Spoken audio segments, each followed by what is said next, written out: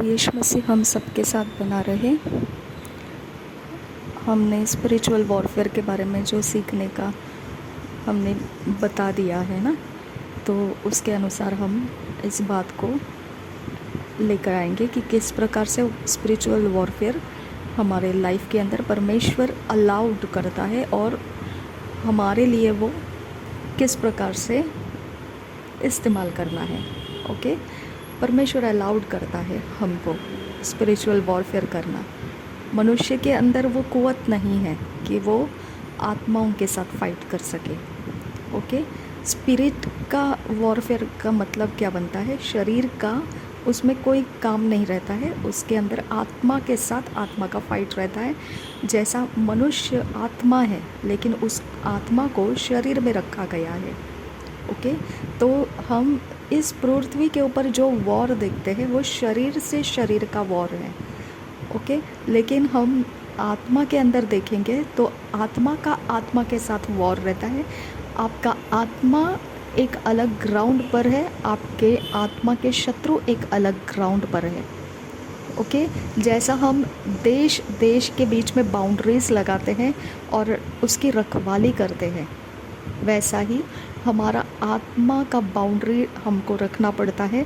और हमारे आत्मा के बाउंड्री के बाहर हमारे शत्रु रहते हैं। आत्मा का बाउंड्री अगर हम नहीं बनाते हैं तो नीति वचन में ये लिखा है कि वो टूटे हुए शहरपनाह की तरह है, जिसके अंदर क्या कब कुछ घट जाएगा बोल नहीं सकते हैं। ओके, नीति वचन में लिखा है ऐसा, एक शहर जिसकी शहरपनाह टूटी हुई है, ऐसा वो शहर जिसके अंदर कोई सिक्योरिटी नहीं है, कहाँ कुछ क्या हो जाता है कुछ बोल नहीं सकते हैं।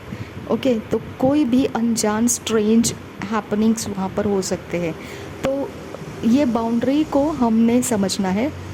इस बाउंड्री का अर्थ क्या बनता है, इस बाउंड्री के बारे में परमेश्वर क्या बताता है, हमको समझना है।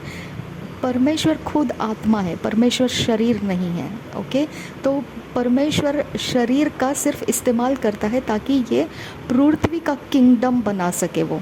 ओके, परमेश्वर ने ये पृथ्वी के ऊपर एक सृष्टि को तैयार किया है, एक किंगडम को बनाया है और उसके अंदर हमको डोमिनियन करने के लिए, मनुष्य को डोमिनियन करने के लिए रखा। ओके, आपने उत्पत्ति के पहले अध्याय के 26 वचन में जब देखा कि परमेश्वर ने मनुष्य को बनाया, तो उस समय उसके पहले के 1-2 वचन ऊपर देखेंगे तो वहाँ पे लिखा था पृथ्वी के ऊपर ओस परमेश्वर भेजता था ज़मीन को नमी बनाए रखने के लिए, ताकि उसके अंदर रखे हुए बीज फलवंत होने तक वो संभाल कर रखे जाएं। ओके, तो उस समय परमेश्वर बोलता है कि जब तक मनुष्य नहीं है तब तक उसको वो ओस से नमी देता रहेगा, संभालता रहेगा। जब मनुष्य आएगा तब वो खेती करना शुरू करेगा। ओके, तो परमेश्वर ने ये दिया हुआ एक काम था, वो ऑलरेडी परमेश्वर ने मनुष्य के बारे में डिक्लेयर कर दिया कि वो खेती करने वाला इंसान रहेगा। ओके, ये उसका ऑक्यूपेशन रहेगा, खेती उसका ऑक्यूपेशन रहेगा।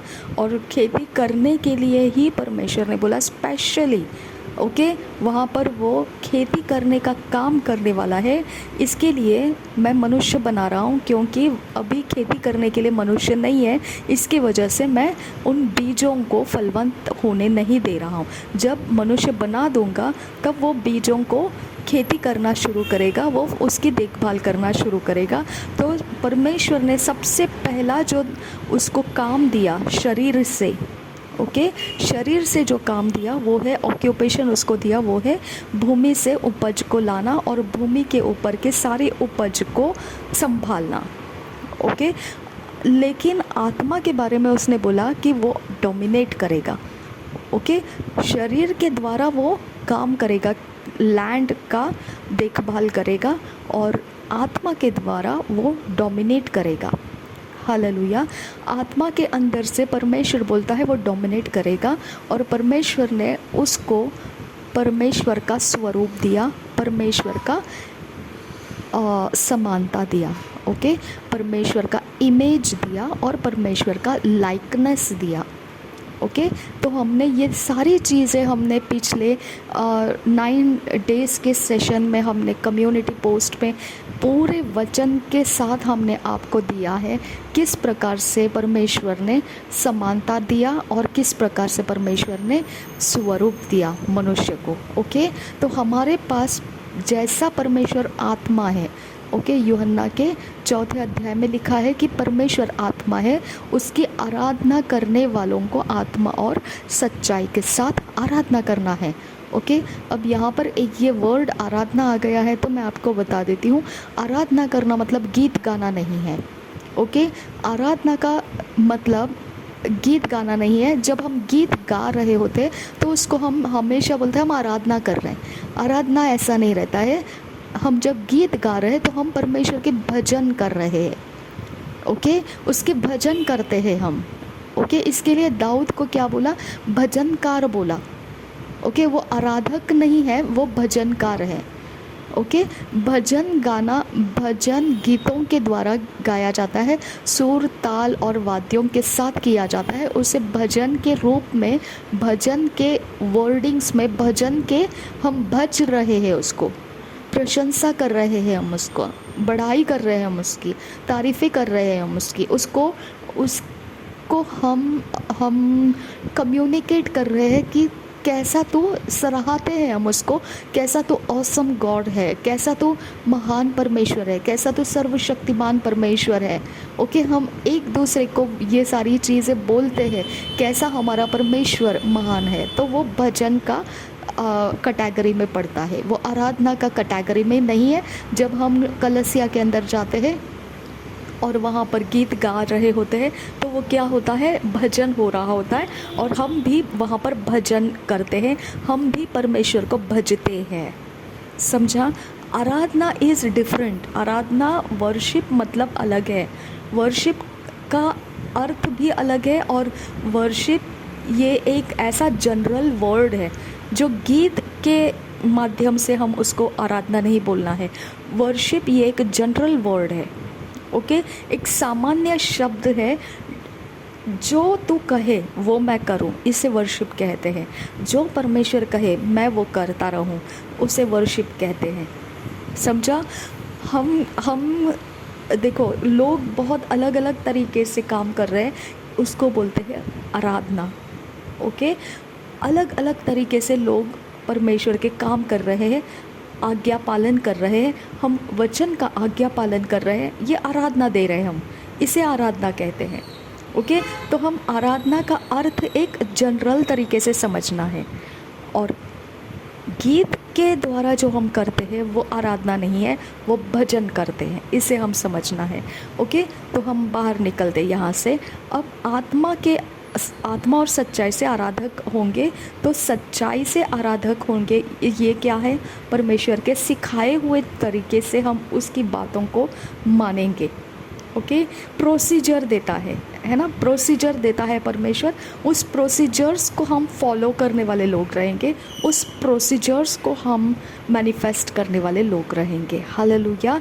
तो हम उसको आराधना देते हैं उसके आत्मा और सच्चाई से, यानी स्पिरिट के अंदर से और हमारे मैनिफेस्टेशन में से, स्पिरिट के अंदर से और हमारे शरीर के कार्यों में से। ओके, हम उसको मैनिफेस्टेशन देते हैं। क्या मैनिफेस्टेशन देते हैं? जो वो देता है वही हम उसको मैनिफेस्टेशन देते हैं। हालेलुया। तो इसको बोलते हैं आराधना। ठीक है, ओबीडियंस उसको बोलते हैं आराधना। ठीक है, आराधना यानी गीत गाना नहीं है, गीत गाना मतलब भजन करना। ठीक है, अब परमेश्वर ने हमको बोला कि वो आत्मा है, यीशु मसीह बोलता है वो आत्मा है, और यीशु मसीह बोलता है जो शब्द मैं बोलता हूँ वो भी आत्मा है, और उस शब्द का, उस आत्मा का प्रोडक्शन क्या रहेगा? जीवन देगा वो। हालेलुया। ओके, तो आत्मा का, देखिए, कल मुझे किसी ने पूछा था क्वेश्चन में, ओके, कम्युनिटी पोस्ट में, कि प्रूफ करो कि अनॉइंटिंग पर्सन है ना। तो उसका प्रोडक्ट जो है हम उसको अनॉइंटिंग बोलते हैं। कोई लोग बोलते हैं कि तेल, अनॉइंटिंग का मतलब है कि ऑयल शरीर के ऊपर रब करना, that is called anointing. Okay, शरीर के दृष्टि में वो बराबर है, ऑयल को हमारे शरीर के ऊपर रब करना बराबर है। ओके, लेकिन यहाँ देखिए शब्द जो है, शब्द का प्रोडक्ट क्या निकल रहा है, जीवन दे रहा है, लेकिन शब्द को प्रभु यीशु क्या बोल रहा है, आत्मा है। हालेलुया। अनॉइंटिंग देखने के लिए क्या है, ऑयल है। ओके, लेकिन एक्चुअल में देखा जाएगा तो वो पर्सन है। ओके, और वो पर्सन से हमको फाइनल प्रोडक्ट क्या मिलता है, वो जीवन देने वाला पर्सन है। वो है ना तो जीवन रहेगा, वो नहीं है ना तो जीवन नहीं रहेगा। वचन के अंदर लिखा है ना कि अगर आत्मा है शरीर के अंदर तो मनुष्य जीवित है, आत्मा नहीं है शरीर के अंदर तो मनुष्य मृत है, मरा हुआ है। हालेलुया। और वैसा ही विश्वास है तो कर्म भी होना चाहिए। विश्वास है और कर्म नहीं है तो विश्वास मरा हुआ है ना।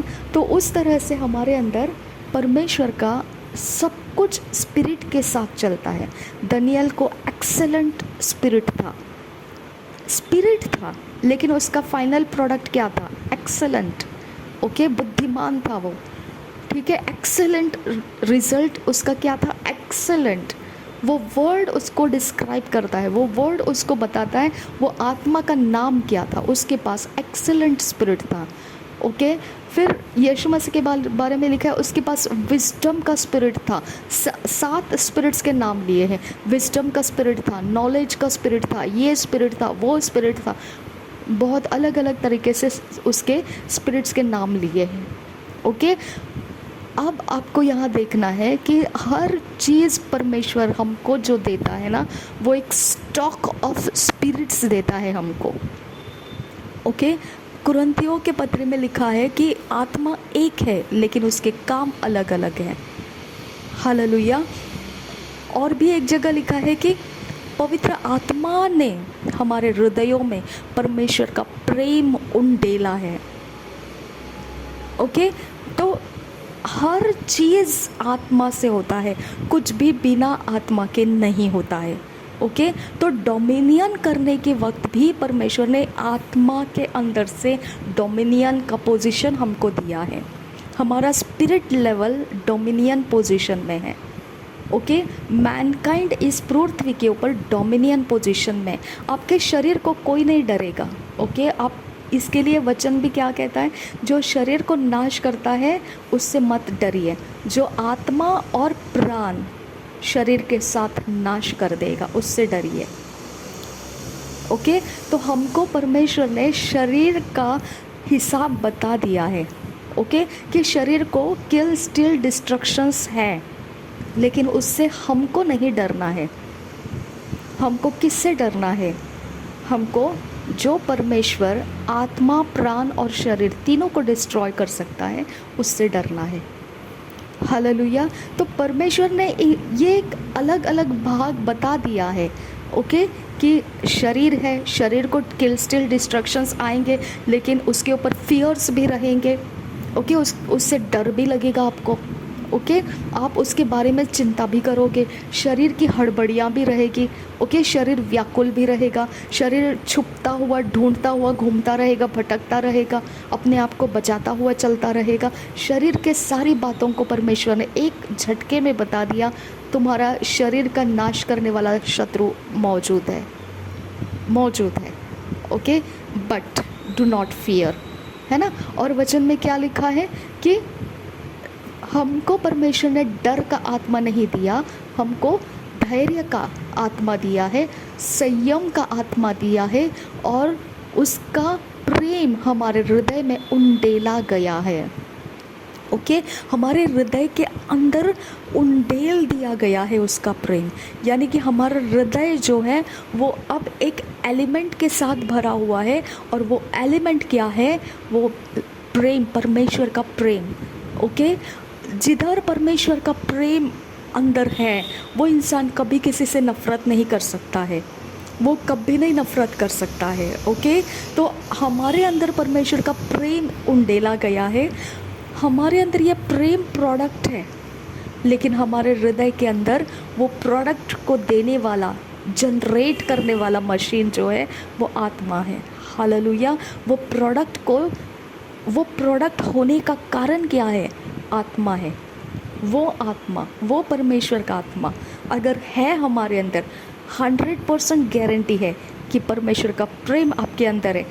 100 अबाव 100% गारंटी है कि आप कभी किसी से नफ़रत नहीं कर सकते हैं। Hallelujah, hallelujah. तो हम वॉरफेयर करने के वक्त जब हम गुस्से के साथ कुछ बोलते हैं, हम तड़प कर कुछ बोलते हैं, हम चिल्ला कर चीख कर जब टूट पड़ते हैं, तो वो किसके ऊपर टूट पड़ते हैं? हम उस आत्मा के ऊपर टूट पड़ते हैं जो परमेश्वर का बैरी है। ओके, जो परमेश्वर के शरीर में से हम जो मैनिफेस्टेशन करते हैं, परमेश्वर का प्रेम जो हमारे अंदर से मैनिफेस्ट होता है, इसे किल स्टील डिस्ट्रॉय करने वाले स्पिरिट्स मौजूद हैं। ओके, लेकिन वो ऐसे ही मौजूद नहीं है, वो लोगों के अंदर से है, पर्सन्स, इंसानों के अंदर से है वो। ओके, इसके लिए जब हम सेपरेशन के लाइफ की बातें करते हैं तो इसीलिए करते हैं कि हम करप्ट नहीं होना चाहते हैं। कैसे करप्ट नहीं होना चाहते हैं? जो हमारे अंदर परमेश्वर ने प्रेम उंडेला है। ओके, इस प्रेम के खातिर हम शत्रु को अपॉर्चुनिटी देना नहीं चाहते हैं, संधि देना नहीं चाहते, अवसर देना नहीं चाहते कि वो हमारे इस प्रेम को कहीं ना कहीं हटा के कड़वा बीज बना देगा। वो समझा? कब कड़वे बीज हो जाते हैं हम? वो हमारा सेल्फ सेंटर्डनेस को जगा देता है। ओके, वो हमारे शरीर के अंदर का सेल्फिश गेन्स, ओके, हमारे स्वार्थ को वो जगा देता है। ओके, हमारे आंखों की अभिलाषाओं को वो जगा देता है। ओके, हमारे शरीर के अंदर शरीर का हर एक बात को वो प्रायोरिटी के ऊपर लेकर आता है। ओके, और हमको जो परमेश्वर का प्रेम दिया है, हम शरीर के साथ परमेश्वर का प्रेम नहीं कर सकते हैं, हम शरीर को त्याग कर परमेश्वर का प्रेम करते हैं। जिसके अंदर परमेश्वर का प्रेम उंडेला गया, जिसके हृदय के अंदर, वो त्याग जीवन के साथ जीता है। ओके, लेकिन जिस इंसानों के बीच में शैतान के आत्माएं हैं, बैरियों के आत्माएं हैं, जो किल स्टील डिस्ट्रॉय करता है हमारे शरीरों का, हमारे शरीरों के चीज़ों का, फिर हमको उनसे अलग रहना पड़ता है ताकि वो परमेश्वर के कामों को बिगाड़े ना। वो हमारे इर्द गिर्द में रहकर वो परमेश्वर के हमारे साथ के कम्युनिकेशन को डिसरप्ट ना करे। ओके, हम सेपरेट कर लिए जाते हैं, हम परमेश्वर के लिए अलग कर लिए जाते हैं ताकि हम करप्शंस में ना जाए, हमारी सोच करप्शन में ना जाए। ये एक जनरल टीचिंग मैं बता रही हूँ आपको कि करप्शन में नहीं जाना है, इसीलिए सेपरेशन में है हम। एक्चुअल में ये रीज़न नहीं है, ये सिर्फ एक सरफेस मैंने आपको बताया। ओके, परमेश्वर ने हमको क्यों अलग रहने के लिए बोला, उसके लिए और भी दूसरे कारण हैं जो हम हर चीज़ को कवर अप नहीं कर सकते हैं। लेकिन आप बिगनर्स हो, प्रभु में हो, तो हमको ये बात को बताना पड़ता है कि हम क्यों सेपरेशन में रहते हैं, क्यों हम लोगों से अलग रहते हैं। क्योंकि बैरियों के आत्माएं उनके अंदर से हमारे ऊपर हमको करप्ट कर सकते, पोल्यूशन में डाल सकते, और हमारा परमेश्वर के साथ का कम्युनिकेशन जो है वो डिसरप्ट हो सकता है। तो हमने ये बात को ध्यान रखना है कि परमेश्वर ने हमको, मनुष्य को डोमिनियन करने के लिए रखा है। डोमिनियन स्पिरिट के अंदर है, शरीर के अंदर नहीं है। ओके, शरीर के अंदर का डोमिनियन हम नहीं इस्तेमाल करते हैं। हम किस बात का इस्तेमाल करते हैं? हमारे स्पिरिट के अंदर हर मनुष्य को, हर एक इंसान जो इस पृथ्वी के ऊपर है, उसके स्पिरिट पे परमेश्वर ने डोमिनियन दिया हुआ है। ओके, डोमिनियन यानी अधिकार पद दिया गया है। किन बातों के ऊपर अधिकार पद दिया है? वही बातें जो उत्पत्ति के पहले अध्याय के 26 वचन में लिखा है। ओके, वहाँ पे लिखा है तुम डोमिनेट करो, तुम अधिकार पद पर रहो, पृथ्वी के रेंगने वाले जंतुओं के ऊपर अधिकार करो, आकाश में उड़ने वाले पक्षियों के ऊपर अधिकार करो, हर चीज़ के ऊपर जो इस सृष्टि के अंदर है अधिकार करो। यीशु मसीह ने भी क्या बोला, जो कुछ पिता ने मुझे दिया है वो मैं तुमको देता हूँ। ओके, पिता ने क्या दिया यीशु मसीह को? सब कुछ जो इस सृष्टि का है, वो सृष्टि में है, वो सब कुछ यीशु मसीह के अधीन कर दिया है। तो अब वो सब कुछ हमारे अधीन हो गया, क्योंकि यीशु मसीह ने बोल दिया कि जो पिता ने मुझे दिया है वो तुमको दे दिया मैंने। ओके, वो तुमको दे देता हूँ। यानी कि जो अधीन किया पिता ने यीशु मसीह के, वही अधीन की अब हमको भी मिल चुकी है। सब कुछ जो सृष्टि के अंदर है वो हमारे अधीन है। ओके, अब यहाँ पर बात आती है, क्या सचमुच अधीन है? हालेलुया। क्या सचमुच हम डोमिनेट कर रहे हैं? क्या सचमुच हम अधिकार पद के ऊपर खड़े होकर हम राज्य कर रहे हैं? ओके, यहाँ पर आता है स्पिरिचुअल वॉरफेयर। अब परमेश्वर ने देखो 7 दिन सब कुछ, 6 दिन सब कुछ किया, 7वां दिन उसने पवित्र ठहराया और उसने रेस्ट लिया सब कामों से। फिर उसने मनुष्य के बारे में लिखा है दूसरे अध्याय में, उत्पत्ति के पहले अध्याय में सब सृष्टि के बारे में लिखा है, और फिर दूसरे अध्याय में मनुष्य के बारे में लिखा है। फिर मनुष्य को भी बनाया, सब कुछ ठीक किया उसने, लेकिन उसका एक वर्ड आपको कैच करना है। आदम को परमेश्वर ने बोला रखवाली कर, बगीचे की मशागत कर और बगीचे की रखवाली कर। हालेलुया। अब ये तो नहीं बोला था ना, जब मनुष्य को बनाएंगे तो परमेश्वर ने ये तो नहीं बोला था ना उत्पत्ति के पहले अध्याय के 26 वचन में कि तुझे रखवाली करनी है। नहीं, उसने बोला डोमिनेट कर। डोमिनेट कर का मतलब डोमिनियन किस लिए रहता है? डिसिप्लिन में रख। कोई किसी को कुछ भी अपने मर्जी से करने मत दे।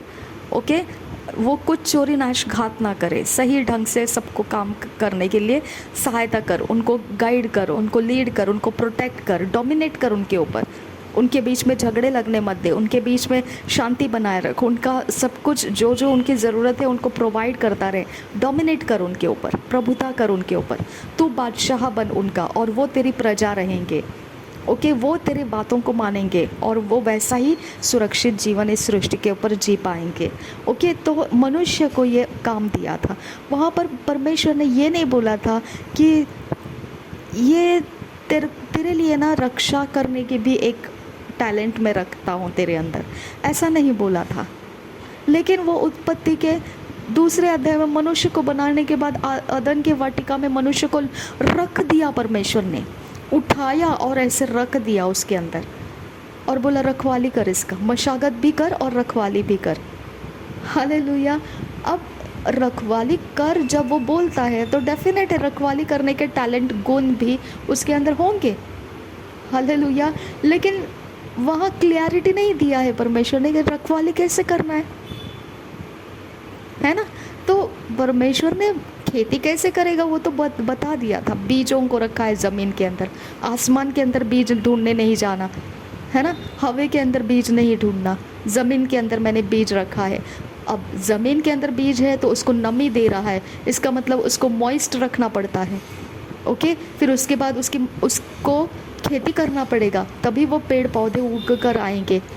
राइट, तो इसका मतलब क्या है, हम उस बात को समझ सकते हैं। रखवाली कर बोलेंगे तो क्या रखवाली करूं, और रखवाली का अर्थ क्या है? हालेलुया, क्वेश्चन मार्क है। वहाँ पर परमेश्वर बोलता है जिस दिन तू ज्ञान का फल खाएगा, भले बुरे ज्ञान का फल खाएगा, निश्चित मर जाएगा। उसी दिन जिस दिन और उसी दिन। कैसे क्या बोल रहा है परमेश्वर, ये कंप्लीट डिस्क्राइब नहीं किया परमेश्वर ने, लेकिन हम इस बात को देख सकते हैं कि जब आदम और हवा ने फल खाया तो क्या हो गया। उनकी आंखें खुल गई, उन्होंने अपने आप को नग्न देखा। वो परमेश्वर आता है, उसकी आवाज़ को सुना और वो परमेश्वर का सामना करने के बजाय वो छुप गए। अंजीर के पत्तों से उसने अपने लिए कपड़े सिलवाए। ये सारा जो है ओके, ये सब कुछ उस फल खाने की वजह से एक्टिवेट हो गया। वो ये सारे काम करने लगे। तो हम उस निश्चित मृत्यु में क्या है कैसे समझे? निश्चित मर जाएगा तू उसी दिन। अब वो निश्चित मर जाएगा में क्या है, रक्षा कर। अब रक्षा के कर इसके अंदर का टैलेंट क्या है, वी डोंट नो, है ना, डिस्क्राइब नहीं किया है, राइट। हमको ऐसा ही परमेश्वर वचन देता है और उसके बिहाइंड द सीन हमारे अंदर कुछ रहता है, तभी परमेश्वर बोलता है जा रक्षा कर, क्योंकि परमेश्वर ने ऑलरेडी हमारे अंदर कुछ रखा है जो वो काम करेगा रक्षा करने का। ओके, निश्चित मर जाएगा। अब उसी दिन निश्चित है वो मर गया उसी दिन और मर गया, उसके पास कोई सेकेंडरी ऑप्शंस नहीं है। ओके, तो परमेश्वर का वर्ड टू वर्ड अगर हम पकड़ेंगे ना तो हमको एक्सेप्ट करना आसान हो जाएगा। हम आंख से देखते हैं वो सच्चाई नहीं है। ओके, हम अपने माइंड से इंटरप्रेट करते हैं वो सच्चाई नहीं है। अब मैं आपको बोलूँगी निश्चित मर गया, वहाँ लिखा है जिस दिन खाएगा, खाया तो लिया है उसने, मर क्यों नहीं गया? तो हमारा माइंड इंटरप्रेट जो करता है मरना, और परमेश्वर ने जो लिखा है उसी दिन, वो उसी दिन हो चुका है, लेकिन हमारा माइंड आज भी उसको इंटरप्रेट करता है वो धीरे धीरे धीरे धीरे मर गया। यहाँ पे हम लोग मार खाते हैं। इसके लिए स्पिरिचुअल वॉरफेयर हमसे नहीं हो पाता है, क्योंकि रॉन्ग इंटरप्रिटेशन हमारा बिलीफ सिस्टम बन जाता है और हम ये बिलीफ सिस्टम के अंदर से स्पिरिट के अंदर उतरते हैं तो हम कामयाबी नहीं पा सकते हैं। ओके, हमको वर्ड टू वर्ड परमेश्वर का जैसा है वैसा लेना पड़ता है। उसने बोला ना उसी दिन मर जाएगा, तो तुमको अपने ज़ुबान से बोलने की क्या ज़रूरत है कि धीरे धीरे धीरे मर गया? बोलो ना उसी दिन मर गया, राइट। परमेश्वर ने उसके अंदर का डिस्क्रिप्शन नहीं दिया है, वो कैसा मरेगा, वो दिन कैसा रहेगा, उसके अंदर क्या क्या होने वाला है, लेकिन वो हुआ क्या वो हम देख सकते हैं। क्या हो गया उसके अंदर? उसके अंदर आंखें खुल गई, उसके अंदर नग्नता दिखाई देने लगी, उसके अंदर परमेश्वर से छुपने की दिमाग चलने लगे, उसके अंदर अंजीर के पत्तों से कपड़े सिलने का दिमाग चलने लगा। यीशु मसीह बोलता है जो शब्द मैं बोलता हूँ वो आत्मा है और उसका फाइनल प्रोडक्ट है, वो जी जाएगा, जिंदा हो जाएगा, वो उसके अंदर जीवन आ जाएगा। हालेलुया। और इधर उत्पत्ति के 2 अध्याय में परमेश्वर बोलता है जिस दिन फल खाएगा उसी दिन मर जाएगा, और सिर्फ मरेगा नहीं, निश्चित मर जाएगा। समझ में आ गया? कैसा मरेगा? निश्चित मर जाएगा।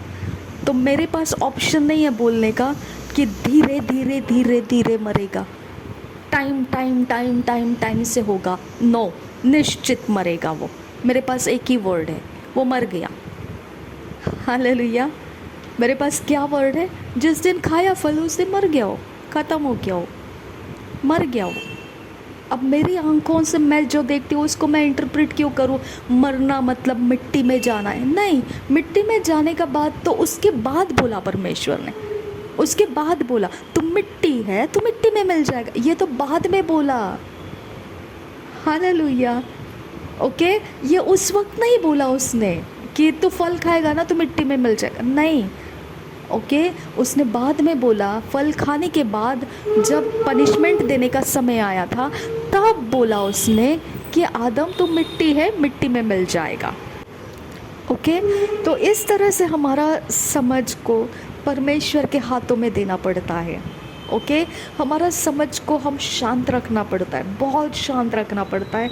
हमको ना बहुत सारे ऑप्शंस मिलते हैं समझने के, लेकिन हमको थोड़ा टाइम देना पड़ता है। ओके, बहुत साल देना पड़ता है कि नहीं खुदा कुछ करेगा, एग्जैक्ट क्या है इसके नीचे, खुदा कुछ बताएगा।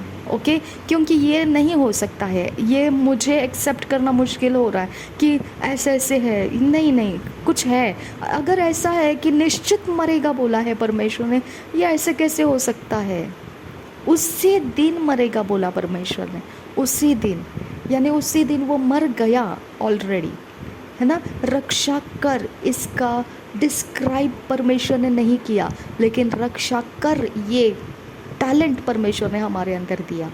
ओके, आदम को बोला उसके जैसा मेल खाने वाला एक सहायक मैं उसके लिए बनाऊंगा। वो सहायक आज हमारे लिए कौन है? परमेश्वर ने सहायक, परमेश्वर का आत्मा हमको भेजा। ओके, आदम को सहायक कौन दिया? हव्वा। ओके, लेकिन हमको सहायक कौन दिया?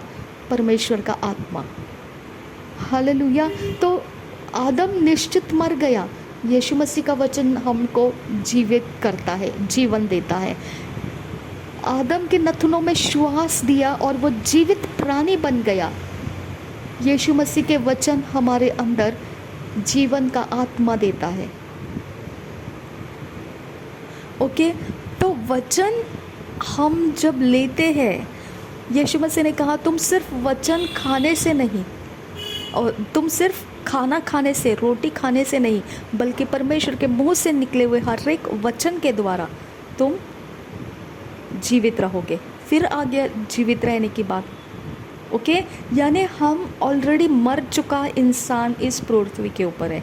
आपको एक्सेप्ट करना पड़ेगा इस बात को। ओके, सृष्टि के अंदर मनुष्य जाति बिना यीशु मसीह के मरा हुआ इंसान है। वो सिर्फ एक जीवित प्राणी है, वो मरा हुआ इंसान है। ओके, वो मरा हुआ आदम का जनरेशन है। ओके, लेकिन यीशु मसीह जब हमारे शरीर, प्राण, आत्मा के अंदर हम एक्सेप्ट करते हैं, वहाँ से हम जीवित होते हैं। वहाँ वो जीवन क्या है? अगर हम पूछेंगे वो जीवन क्या है, तो उसने बोला वो आत्मा है जो जीवन देता है। वो आत्मा है जो जीवन देता है। ओके, तो हमारे अंदर अब क्या है? वो आत्मा है जिसका प्रोडक्ट क्या है? जीवन। हालेलुया। ओके, आपको यहाँ स्पिरिचुअल वॉरफेयर में क्लियर कट दिमाग रखना है। ओके, अपने दिमाग को ज़्यादा हमने इस तरह से नहीं करना है कि जो हम देखते हैं, जो हम लॉजिक माइंड, ओके, कि ऐसा रहेगा वैसा रहेगा, नहीं। हम अपने आप को ऐसा रखना है कि परमेश्वर तू बोल और मैं वो सुनूं, तू कर और मैं वैसा करूं। ओके, तो इस तरह से हमने इस बात को आज समझ लिया कि हम वॉरफेयर जब करते हैं तो एक स्पिरिट लेवल के अंदर होता है, वो शरीर के अंदर से नहीं रहता है। वो शरीर से हम नहीं उतरते हैं युद्ध करने के लिए, हम आत्मा के अंदर से उतरते हैं, क्योंकि परमेश्वर ने बोला रक्षा कर। हालेलुया, रक्षा कर। और परमेश्वर ने नए नियम में ये भी बोला है, शरीर को चोरी, नाश, घात करने वाले से तू डर मत, तू मत डर उससे, लेकिन जो आत्मा और प्राण और शरीर सबको नाश कर सकता है, उसको तू डर। ओके, तो इसके लिए हमारे पास परमेश्वर ने क्लियरिटी दिया है कि किससे डरना है और किससे नहीं डरना है। और हमें परमेश्वर ने क्लैरिटी दिया है कि हमको डोमिनियन करने के लिए परमेश्वर ने बुलाया है। जो डोमिनियन करता है उसका कैरेक्टर कैसा होता है? यीशु मसीह का कैरेक्टर में होता है। वो ज़्यादती करने वाला मास्टर नहीं रहता है वो। ओके, वो शांतिदायक रहता है, वो प्रसन्न चित्त रहता है, वो हानि करने वाला नहीं रहता है, वो दबे हुओं को और दबाकर मार डालने वाला नहीं रहता है। वो जेंटल स्पिरिट है, वो जेंटल स्पिरिट है। और वो स्पिरिट कब रिवाइव हो जाता है, कब एक्टिवेट हो जाता है? जब यीशु मसीह को हम उद्धारकर्ता ग्रहण करते हैं। ओके, वचन क्या कहता है? बिना आत्मा के कोई यीशु मसीह को ग्रहण नहीं कर सकता है, और बिना आत्मा के कोई यीशु मसीह को प्रभु नहीं कह सकता है। हालेलुया। तो ये स्पिरिट कभी रिवाइव होता है, वो कब बोलता है कि यीशु मसीह प्रभु है ना? तो वचन में ये भी लिखा है कि जो शैतान की आत्मा है वो भी डरती है, वो भी कँपाती है परमेश्वर के नाम से। लेकिन परमेश्वर का भय ये प्रूफ नहीं देता है कि हम प्रभु यीशु मसीह को उद्धारकर्ता ग्रहण किए। नहीं, प्रभु यीशु मसीह को प्रभु कहना, ओके, ये कबूल करवाता है कि हम प्रभु यीशु मसीह के आत्मा से कैच कर लिए गए हैं। ओके, प्रभुओं का वो प्रभु है, बादशाहों का बादशाह है, और हम घुटने टेक कर उसको कबूल करते हैं। ये प्रूफ कराता है कि हमारे साथ परमेश्वर का आत्मा आ चुका है, कनेक्ट हो चुका है, हमको उसने कुछ मैसेज दे दिया है और हमारा स्पिरिट उसका जीवन का श्वास लिया है। ओके, कैच किया है।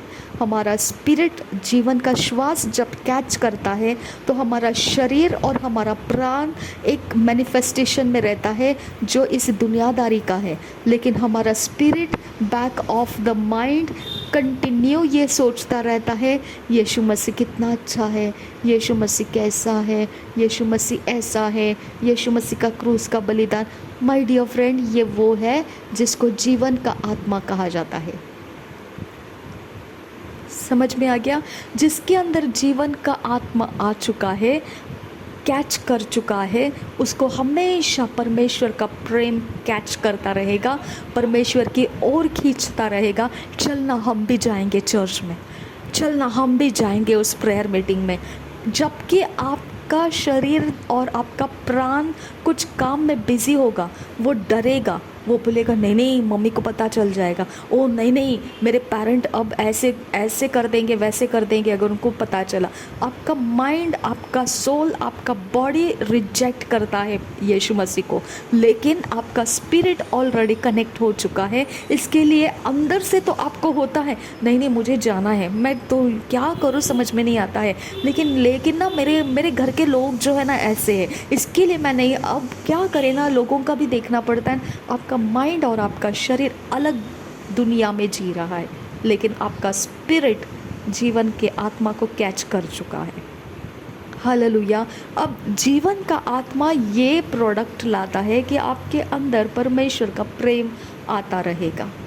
ओके, परमेश्वर का प्रेम आपको उंडेला गया, आपके हृदय के अंदर की कड़वाहट निकल जाती रहेगी, आपका हृदय शुद्ध होने लगेगा, आपको परमेश्वर का भय करना आ जाएगा, आपका परमेश्वर का आदर बढ़ जाएगा, आप परमेश्वर की ओर ज़्यादा से ज़्यादा सोचने लगेंगे, उसकी ओर, क्योंकि वचन में लिखा है जितना इमेजिनेशन के ऊपर छाया हुआ रहता है वही आपके द्वारा मैनिफेस्ट हो जाता है, वही आपका कैरेक्टर बन जाता है। ओके, आपके स्पिरिट में जीवन का आत्मा आ चुका है, कैच कर लिया है आपको, तो वहाँ से आपका चरित्र में भी कुछ बदलाव आना शुरू हो जाता है। आपका शरीर ड्रिंक कर रहा है, आपका शरीर नशा कर रहा है, आपका शरीर देखा जाएगा तो बहुत कुछ गंदे काम कर रहा है, आपका शरीर और आपका प्राण दुनिया के अंदर है, लेकिन आपका spirit back of the scene यही सोच रहा है कि मेरा परमेश्वर कितना अच्छा है, उसने मेरे पापों को माफ़ किया है, वो मेरे लिए उद्धार करता है, मैं उसको कभी नहीं भूलूंगा, चाहे कुछ भी हो जाए। मैं इस चीज़ से बाहर तो नहीं निकल पाऊंगा, लेकिन मैं जानता हूँ मेरा परमेश्वर ही सच है, उसके अलावा कुछ भी सच नहीं है। लेकिन कर क्या रहे, हाथ में दारू का बॉटल है, मुंह में सिगारेट पड़ा हुआ है, ओके, दिमाग में गंदे ख्याल हैं, लेकिन back of the scene spirit के अंदर आप क्या निकाल रहे हैं? नहीं नहीं कुछ भी हो जाए, यीशु ही सच्चा प्रभु है, जाने तो जो भी है, लेकिन वही प्रभु है। और हम लोग तो नहीं मान सकते हैं उसको, क्योंकि क्या करें, हम लोगों को ये रेस्ट्रिक्शंस है ना, लेकिन फिर भी यीशु ही प्रभु है। क्या है यहाँ पर? आपका स्पिरिट और आपका प्राण अलग दुनिया में है, सॉरी, आपका शरीर और आपका प्राण अलग दुनिया में है, आपका स्पिरिट जीवन के श्वास को ले चुका है। ओके, वो जीवित हो चुका है, वो रिवाइव हो चुका है। जहाँ पर निश्चित मृत्यु लिखा था उसी दिन मर जाएगा, वहाँ यही था कि आपका स्पिरिट फॉर्म के अंदर अंधेरा छा जाएगा। ओके, आपका स्पिरिट फॉर्म के अंदर अंधेरा छा जाएगा। हालेलुया। अब परमेश्वर ने इस बात को क्यों बोला कि वो निश्चित मर जाएगा? जीवन कहाँ पर है? परमेश्वर के आत्मा में है। जीवन का श्वास तो है मनुष्य के अंदर, श्वास तो है, प्राण तो जीवित है, लेकिन आत्मा मरा हुआ है। क्या मरा हुआ है? परमेश्वर जीवन देने वाला आत्मा है, वो एब्सेंट हो गया था, वो एब्सेंट हो गया। समझ में आ गया? उस दिन तो निश्चित मरेगा, यानी उसी दिन परमेश्वर उसके स्पिरिट में से एब्सेंट हो गया। समझ में आ गया? उसके ऊपर परमेश्वर का डेस्टिनी ख़त्म हो गया, उसके ऊपर परमेश्वर का प्लान ख़त्म हो गया। ओके, उसको क्या बोला था, तू डोमिनेट करेगा, ख़त्म हो गया। उसको क्या बोला था, तू मेरे स्वरूप में है, ख़त्म हो गया। उसको क्या बोला था, तू मेरे समानता में है, ख़त्म हो गया। ओके, और वो जो इस पृथ्वी पर आया वो बिना डोमिनेट के हो गया, बिना परमेश्वर के स्वरूप, बिना परमेश्वर के लाइकनेस के हो गया। ओके, उसके अंदर से परमेश्वर हट गया। ओके, अब स्वर्गदूतों को भी देखेंगे तो वो भी परमेश्वर से ही बनाई गई सृष्टि है, लेकिन उसके अंदर से जिन स्वर्गदूतों ने रिबेल किया, परमेश्वर के विरोध काम किया, वो परमेश्वर से हटा दिया परमेश्वर ने उसको। ओके, यहाँ पे हम लोगों को क्या दिखाई देता है कि हमको भी परमेश्वर ने हटा दिया। उसी को परमेश्वर बोलता है उसी दिन तू मेरे से डिस्कनेक्ट हो जाएगा। जो मेरा प्लान है तेरे लिए मैं वो नहीं करूँगा। ओके, जो मेरा मकसद है तेरे ऊपर ख़त्म हो गया। हालेलुया, जो मेरा इरादा था तेरे ऊपर ख़त्म हो गया। हालेलुया, तो मनुष्य के ऊपर परमेश्वर का कुछ भी इरादा बाकी नहीं रहा, उस मनुष्य के ऊपर जिसने वो फल खाया। आज भी परमेश्वर क्या कर रहा है, उस मनुष्य के ऊपर परमेश्वर अपने इरादे नहीं रखा है जिसने अभी भी वाटर बैप्टिज्म नहीं लिया है, पानी में डुबकी लगाकर बपतिस्मा नहीं लिया है, यीशु मसीह को उद्धारकर्ता ग्रहण करके पाप छोड़कर वो परमेश्वर के आत्मा के साथ चलना नहीं शुरू किया है। वहाँ पर क्या हो चुका है, अभी भी परमेश्वर उसके साथ नहीं है। ओके, उसके ऊपर प्लान नहीं है। लेकिन आपने पानी का बपतिस्मा लिया, आप पवित्र आत्मा का मान लिए, आपने यीशु मसीह को उद्धारकर्ता ग्रहण कर लिया। ओके, लेकिन आपका शरीर अभी भी नशे में है, आपका शरीर व्यभिचार में है, आपका प्राण अभी भी हर एक बुरी बातों में है जहाँ पर आपको नहीं होना चाहिए।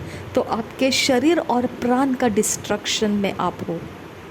ओके, आपके शरीर और प्राण के डिस्ट्रक्शन के यहाँ पर आप देखेंगे तो एक अंदर आवाज़ आती रहती है आपको कि परमेश्वर के पास टर्न हो जा, परमेश्वर की तरफ चलना शुरू कर, परमेश्वर की तरफ आना शुरू कर, परमेश्वर तेरी सहायता करेगा, परमेश्वर तेरे लिए है। और आप जब अकेले रहते हैं वहीं से आपका अश्रु निकलता है, वहीं से आपके आंसू बाहर निकलने लगते हैं, वहीं से आपका दर्द उठने लगता है, वहीं से आपके ज़ख्म खुलने लगते हैं, वहीं से आपकी पुकार उठने लगती है। ओके, हाथ में तो गंदे काम है, मुंह में गंदे काम है, शरीर में गंदे काम है, सोचों में गंदे काम है, लेकिन फिर आंसू क्यों निकल रहे हैं, लेकिन फिर दर्द क्यों उठ रहा है? जब आपको मनचाहे सारी चीज़ें आपके सामने हैं, फिर दर्द कहाँ पर उठ रहा है? वो स्पिरिट के अंदर से है, क्योंकि आपको वहाँ से निकलना है। ओके, आपको वही आपके शरीर में मैनिफेस्ट करना है, लेकिन आप कर नहीं पा रहे। आपको वही अपने प्राण से मैनिफेस्ट करना है, लेकिन आप कर नहीं पा रहे। तो आपका दर्द स्पिरिट के अंदर से बाहर निकलता है। हालेलुया, क्योंकि आपका स्पिरिट मानना चाहता है लेकिन वो मान नहीं पा रहा है, क्योंकि आपका शरीर और आपका प्राण कब्जे में है, स्ट्रेंज स्पिरिट्स के कब्जे में है, स्ट्रेंज स्पिरिट्स के कांटेक्ट में है, स्ट्रेंज स्पिरिट्स के बाउंड्रीज के अंदर है। आपको छुटकारे की ज़रूरत है। समझ में आ गया? तो यहाँ आपका स्पिरिचुअल वॉरफेयर शुरू हो जाता है। इसके लिए परमेश्वर ने क्या बोला? अंधकार के अंदर से मैं लोगों को बाहर लाऊंगा। हालेलुया, मैं लोगों को छुड़ा के लाऊंगा। अंधकार के कब्जे में है लोग, लेकिन मैं उनको उस कब्जे में से छुड़ा के लाऊंगा। हालेलुया, तो हमारा कांटेक्ट पॉइंट कौन है? उस कब्जे में से छुड़ाने वाला आत्मा है, स्पिरिट है। ओके, परमेश्वर का स्पिरिट। जब परमेश्वर का स्पिरिट हमारे स्पिरिट के अंदर आ गया तो हम हमेशा स्पिरिचुअल वॉरफेयर में जीतते जाएंगे, क्योंकि परमेश्वर का स्पिरिट हमारी अगुवाई करता है, परमेश्वर का स्पिरिट हमको सिखाता है, परमेश्वर का स्पिरिट हमको वेपन्स देता है, हथियार देता है। परमेश्वर का स्पिरिट हमारा एक बल और मोटिवेशन बन जाता है कि हमको इसको छुड़ाना है, हमको इसको बाहर लाना है। हम इस दर्द में उसको देख नहीं सकते, हम इस पीड़ा में उसको देख नहीं सकते, हम उसको बचाना चाहते हैं। ख़त्म बात। ओके, जब आप आग में हाथ डालोगे और आपके हाथ नहीं जलेंगे, कैसे हो सकता है ना? तो हम जब छुड़ाने के लिए जाते हैं तो वहाँ से काउंटर अटैक्स लोग रिलीज़ हो जाते हैं, वहाँ से हमको उसको छुड़ाने नहीं देते हैं, झगड़े हो जाते हैं स्पिरिट के अंदर, और वहाँ आपको स्पिरिचुअल वॉरफेयर का ट्रेनिंग अगर नहीं है तो आपका नुकसान कर देंगे वो लोग। ओके, इसके लिए आपको ध्यान रखना पड़ता है कि स्पिरिचुअल वॉरफेयर स्टडी के साथ परमेश्वर को समझते हुए, मसीही चरित्र को अंदर रखते हुए हमको जीना है। कहाँ अंदर? हमारे शरीर और हमारे प्राण में रखते हुए हमको जीना है, क्योंकि हमारा शरीर और हमारा प्राण ही है उस अंधकार के कब्जे में जो वो चोरी-नाश-घात कर सकता है। समझ में आ गया? तो हमारे लिए परमेश्वर का स्पिरिट अंदर तो है, लेकिन हमारा ज़रूरी हिस्सा कौन सा है जो अंधकार से बचा के रखना है? हमारा सोल और हमारा बॉडी। स्पिरिट तो परमेश्वर के ताकत में है, लेकिन हमारा सोल और बॉडी अभी भी वर्ल्ड के अंदर है, दुनिया के अंदर है। हम वहाँ पर क्या रहना चाहिए, कैसे रहना चाहिए, वो हमारे स्पिरिट के ऊपर जो आएगा आत्मा, वही हमारे सोल और बॉडी के ऊपर आएगा, और तब हम वॉरफेयर में उतर सकते हैं। ओके, जब तक हमारे स्पिरिट के ऊपर वो आत्मा उतर कर नहीं आता है जो युद्ध में सहायता करता है, और हमारा सोल और हमारा बॉडी वॉरफेयर में उतर जाएगा, तो हैंडल नहीं कर पाएंगे हम। ओके, क्योंकि परमेश्वर का आत्मा है जो स्पिरिचुअल वॉरफेयर करने के लिए हमारे ऊपर उतर कर आता है। ओके, वो माइटी वैलर्स हमको बनाता है, वो माइटी योद्धा हमको बनाता है, वो प्रोडक्टिव योद्धा बनाता है हमको, वो सुपर नेचुरल योद्धा बनाता है हमको। ओके, वो स्ट्रॉन्ग हमको वॉरियर बनाता है। ओके, तो इस तरह से वॉरफेयर में उतरा जाता है, दिमाग से नहीं। ओके, कोई बुक्स पढ़ने से नहीं। ओके, कोई इंटरप्रेट करके दिमाग से कुछ भी सोच के वैसे नहीं। वो एक स्पिरिट है परमेश्वर का जो हम पर उतरना चाहिए, और वहाँ से फिर हम वॉरफेयर करने के लिए उठ सकते हैं, नहीं तो वॉरफेयर में नहीं उतरना है। ओके, तो आज हमने देखा कि रक्षा का महत्व क्या है, और परमेश्वर ने रक्षा करो बोला है, तो इसके पीछे डेफिनेट है कि परमेश्वर जानता है कि रक्षा कैसे करना चाहिए, किससे करना चाहिए, क्यों करना चाहिए। इसके सारे वर्णन तो उस वर्ड के अंदर नहीं दिया परमेश्वर ने, लेकिन कर बोला है, तो डेफिनेट है हमारे पास वो टैलेंट है कि हम रक्षा कर सकते हैं। आमीन। अब उसके बारे में हम आगे देखेंगे। प्रभु यीशु मसीह हम सबके साथ बना रहे। आमीन, आमीन, आमीन।